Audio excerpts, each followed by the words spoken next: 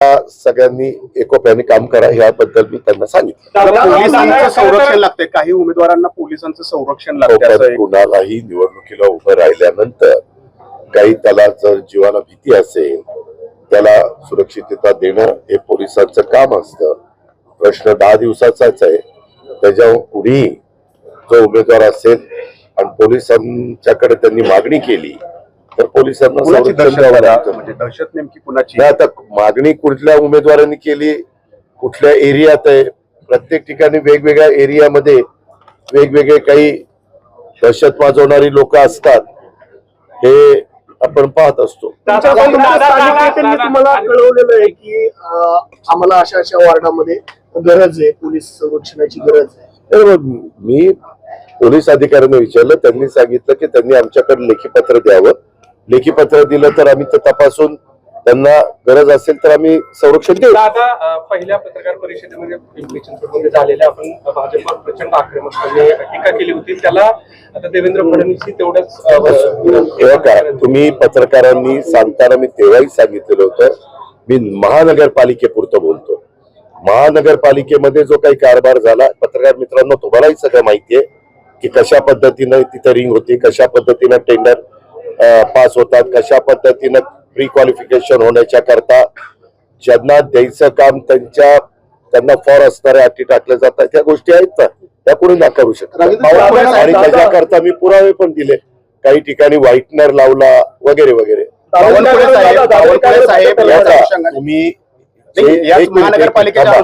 तुम्ही ज्या वेळेस मी वक्तव्य केलं त्या वक्तव्याला मीडियानी वेगळ्या पद्धतीनं फुगवून वाढवलं. मी आजही पुन्हा तुम्हाला सगळ्यांना सांगतो, ते वक्तव्य वेगळं दाखवलं गेल्यामुळं आपण ज्या मान्यवरांची नावं घेतात त्यांनी त्यांच्या पक्षाचे ते प्रमुख असल्यामुळे त्यांनी स्टेटमेंट केलं. परंतु आज मी पुन्हा तुम्हालाही सांगतोय आणि पिंपरी चिंचवडमध्ये माझ्या 3 सभा आहेत तेव्हा पण मी सांगणार आहे, जसं आम्ही आघाडीमध्ये असताना केंद्रात राज्यामध्ये आम्ही युपी आणि महाविकास आघाडीमध्ये होतो, परंतु स्थानिक स्वराज्य संस्था असताना तुम्हालाही माहिती आहे, तोच पत्रकार होता की आम्ही एकमेकाच्या विरोधामध्ये लढायचो. तसं पुण्यात आणि पिंपरी चिंचवडमध्ये झालं. महानगरपालिकेचा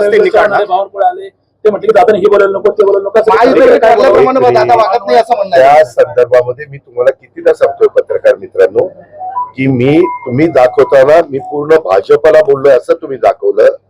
मी बोललो होतो महानगरपालिकेमध्ये जे कारभारी पण चाललेलं होतं त्या व्यक्तींच्या बद्दल मी बोललो, त्यांच्या गलथान कारभाराबद्दल बोललो आणि आताही त्यांच्याच बद्दल बोलणार आहे. कारण ते महापालिकेतच म्हणतायत की 2017 पूर्वी दादांची 15 वर्ष सत्ता होती, जर पानं चालली आमच्या दादांना बोलता येणार नाही असं. ठीक आहे ना, चालण्याचा अधिकार आहे, संविधानाने त्यांना दिलेला आहे, जरूर तो अधिकार त्यांनी वापरावा. शेवटी मी माझ्या परीनं माझी भूमिका मांडत असताना ते पण त्यांच्या परीनं त्यांची भूमिका मांडतील. जनता जनार्दन सर्वस्व आहे, जनता सर्वांचं ऐकून घेईल आणि ज्यांचं योग्य वाटेल त्याला बटन दाबेल. आता महाराष्ट्रामध्ये म्हणजे अजित पवारांना सावरकरांचे विचार मान्य करावे लागतील असं आशिष शेलार म्हणाले. मी आपल्याला सांगू का, तुम्हाला विकासाचं काही पडलेलं नाही. मी तुम्हाला कुठून तरी काहीतरी आमच्यात अंतर कसं वाढेल अशा प्रकारचे प्रश्न विचारून तुम्ही त्याला एक हे देण्याचा प्रयत्न करताय. मला आता फक्त महानगरपालिका, मी ज्या महानगरपालिकेमध्ये जाईल त्याचबद्दल मी प्रश्नाचं उत्तर देईन. इतर तुम्ही प्रश्न विचारले तर त्याला नो कॉमेंट्स. मी निवडणुका संपल्यानंतर प्रत्येक प्रश्नाला उत्तर द्यायला. महाराष्ट्राचे सर्वमान्य दैनिक समर्थ गावकरी अहमदनगर, पुणे, नाशिक, जळगाव, धुळे, नंदुरबार, सोलापूर, कोल्हापूर, सांगली, सातारा, मुंबई, ठाणे, पालघर, रत्नागिरी, रायगड, सिंधुदुर्ग, नांदेड, उस्मानाबाद, बीड, औरंगाबाद, नागपूर, गडचिरोली, भंडारा, गोंदिया, अकोला, यवतमाळ, बुलढाणा येथून एकाच वेळी प्रसिद्ध होणारे एकमेव दैनिक, सर्वसामान्य जनतेचे खुले व्यासपीठ. संपादक आहेत विश्वासराव आरोटे. मोबाईल नंबर आहे 94 23 38 85 08. दुसरा मोबाईल नंबर 94 23 46 72 72. तिसरा मोबाईल नंबर 75 88 15 0001.